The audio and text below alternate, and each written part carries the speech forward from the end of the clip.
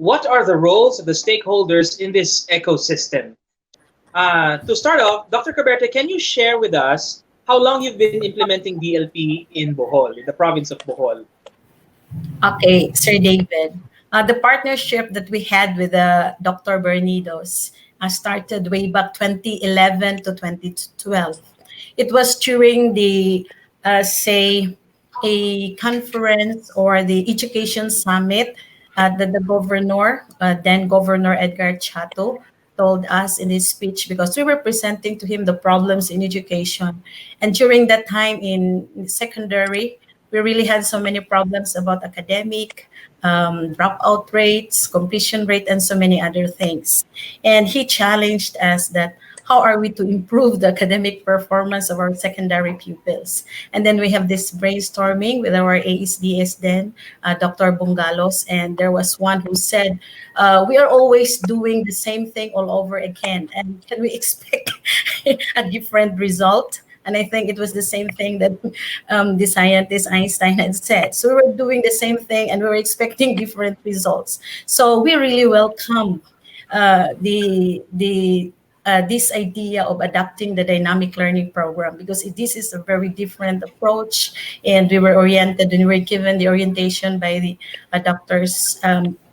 Chris and Doctors Marivic Bernido, we were really, say, sold out to the idea that maybe this is one way by which we could improve our achievement, secondary achievement level of our learners.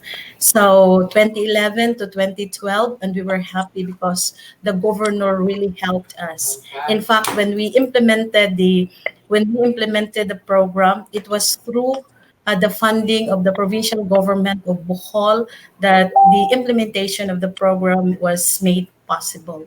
First, we were given funding as to the training workshops, capability building, not only for teachers, but for the school heads who will do the monitoring, and for the technical assistance given by our education program supervisors. We were not only oriented, but I say we were really immersed on how this dynamic learning program will work. And we were so happy that after that, there were a series of workshops in which our teachers were capacitated with the help, of course, by our homegrown scientists, Dr. Bernidos, and they were the ones who really helped us develop this very good quality activity sheets, learner activity sheets.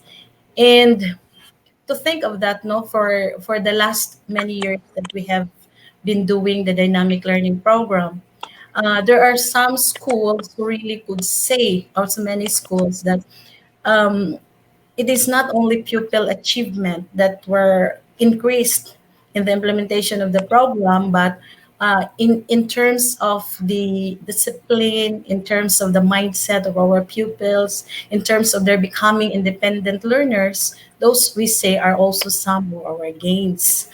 Opo, And ma'am. Talagang Dr. Caberte, I see na talagang napaka-importante ng leadership no ng Department of Education yes, yes. kasama katuwang yung local government. Tanungin ko lang din po ng mabilis si Mr. Aklan. Ano ho yung mga nakita ninyong benefits ng DLP doon sa inyong paaralan po? Sa mga estudyante, sa mga teachers, maging sa inyo po as a principal? Actually, ang anak ko mismo, she is now recently enrolled at Xavier University, tsaka taking up agricultural and biosystems engineering. Yung binder niya, grade 11, at saka yung binder niya, grade 12, dinala ko talaga from Bohol to CDO. Anong nangyari? First semester, first year, 13 students taking up ABI, 7 ang nag-fail ng P6. Siya pumasa. Second semester, 5 lang ang pumasa kasama yung anak ko ng differential calculus using the portfolios which binder niya from grade 11 to grade 12. Maganda talaga. Maganda yung epekto.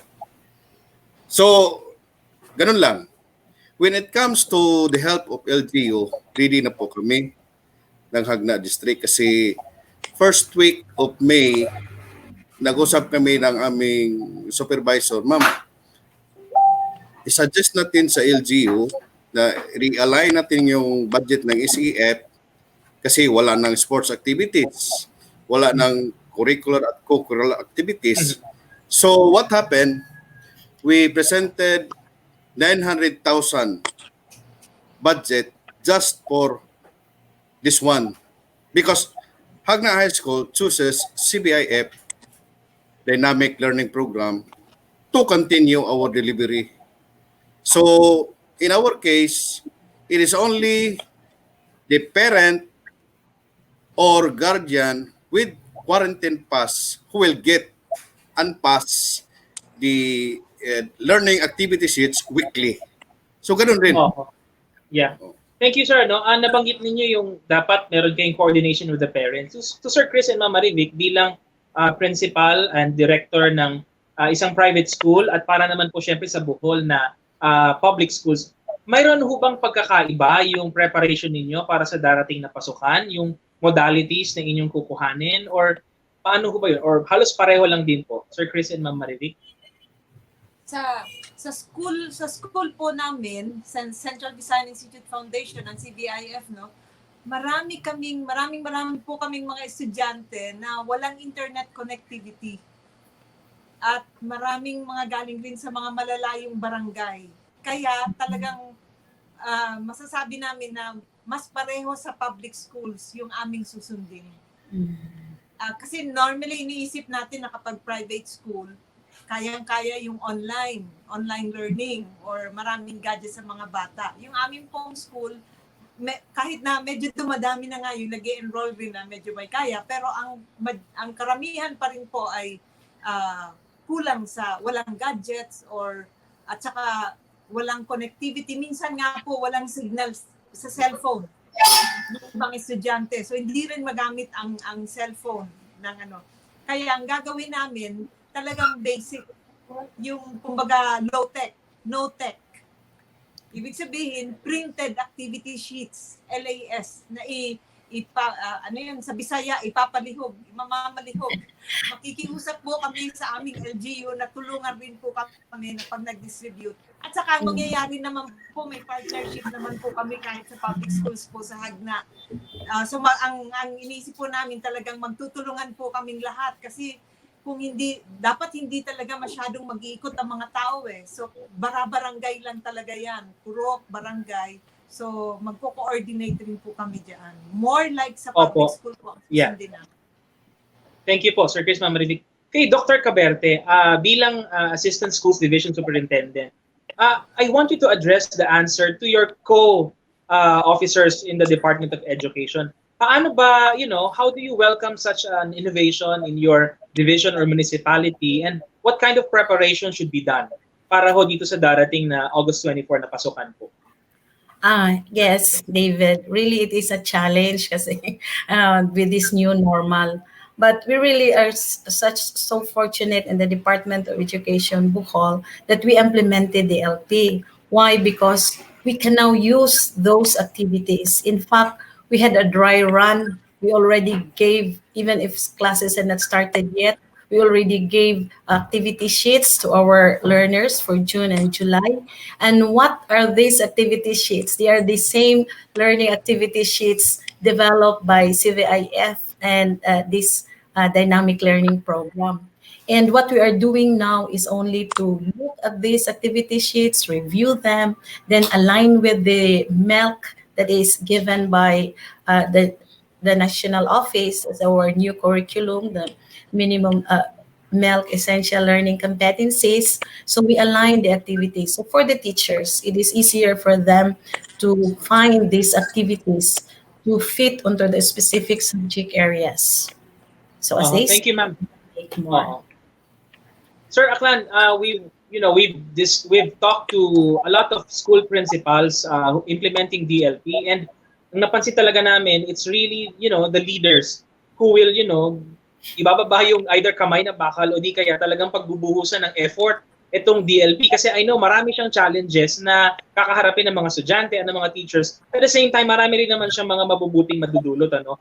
As a principal, talking to other principals in the public and private schools, paano niyo po sila hihikayatin na, to implement innovative programs in education such as DLP?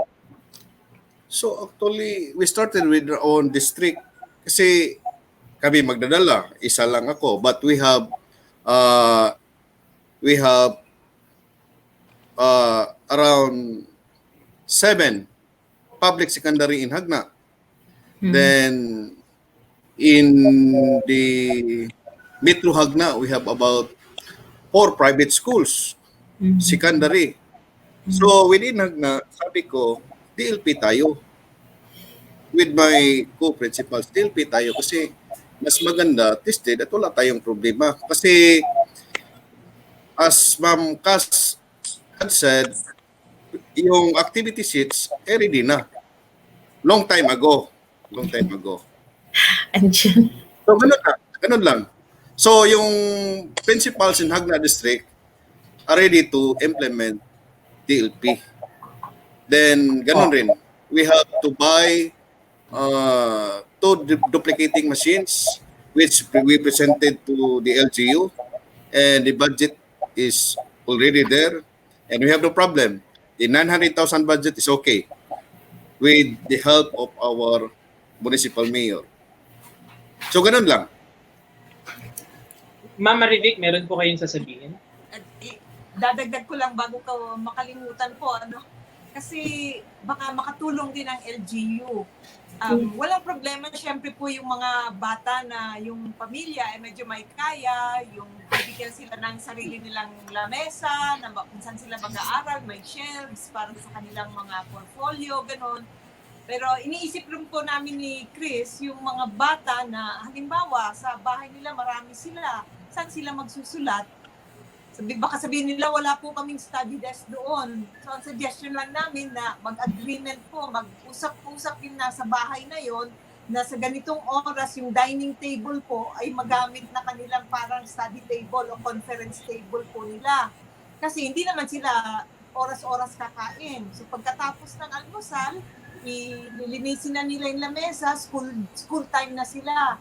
Tapos, matatapos naman po dapat yung mga activities bago naman magtanghalian ng lunchtime naman. Tapos ganun po, magagamit nila yung kanilang lamesa para may study table naman yung mga bata. At ang pinakiusap lang po namin sa mga magulang o yung mga tita, tito, lolo, lola na nandun na kung maaari po ay habang nag-aaral at nagbabasa at nag-activity yung mga bata, wag naman po sanang utusan ng maglaba o maglinis dito o kung mag-big. Gagawin po nila yan pagkatapos ng school hours. Maganda rin po na may duty yung mga bata. Para sa amin, maganda yan. May household chores sila to develop a sense of responsibility. Pero dun po sa school hours po, kahit po nasa bahay sila, kinakailangan po na huwag istorbohin hanggat maaari po. Pagkatapos, ngayon, maraming mga magulang siguro paggagawa nila ng special shelves, yung portfolio o binder ng mga bata. Opo. Paano kung wala nun yung mga at saka kung umuulan, baka bumaha, mabasa yung mga portfolio nila. Ang suggestion po namin, na nakita po namin ito sa Nuestra Señora de la Salette, yung school po na may representative sa forum natin po bukas, si Dr. Martin Dor. Ang ginawa po nila sa school nila, yung although may shelves sa school, kung walang pandemic, sa school po ang portfolio, nakanapsak. Bawat bata ay may knapsack po. At lahat ng portfolio nila ay nandun.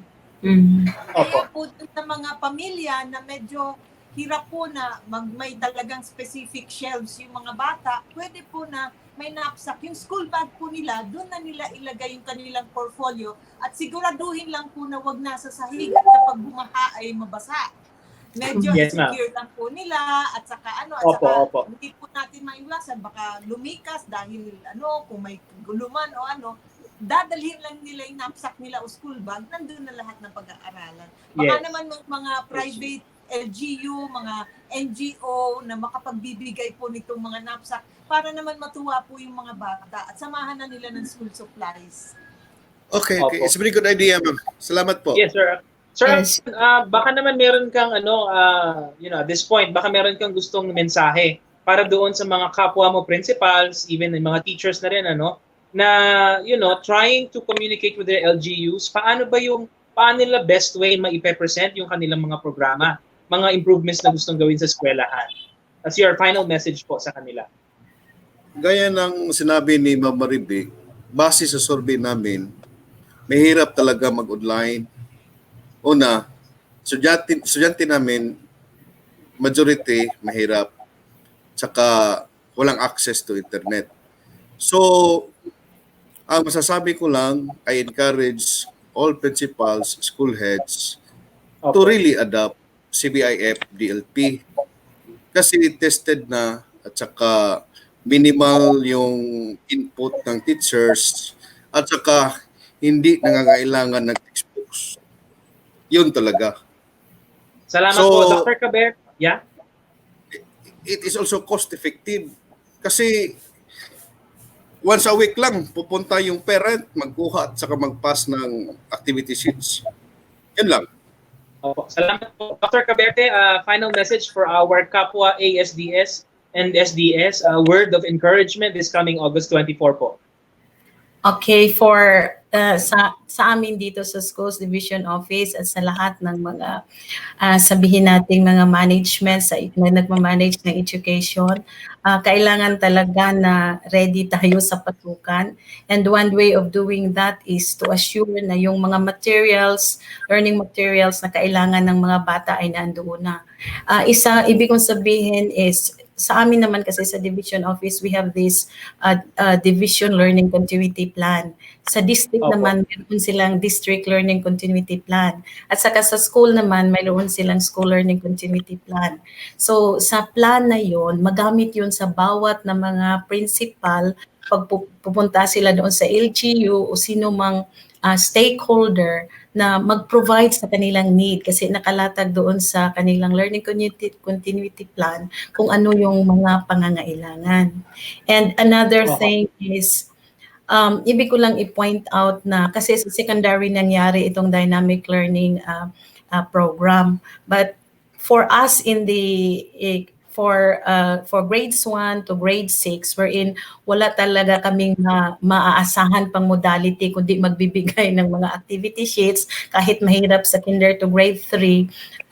Salamat talaga na dahil sa na-train yung mga teachers namin paano magawa ng mga simple learning activity sheets na makuha talaga sa isang araw. So sinabi ni Mama Rebecca, chap-chap ng marami. Yes, so nakakatulong yan, mas lalo na sa mga graders. So yun. So yun na lang at magpasalamat din kami sa lahat. At least marami kami tulong na nakuha sa provincial government at yes, ma'am. the way of printers and lahat-lahat.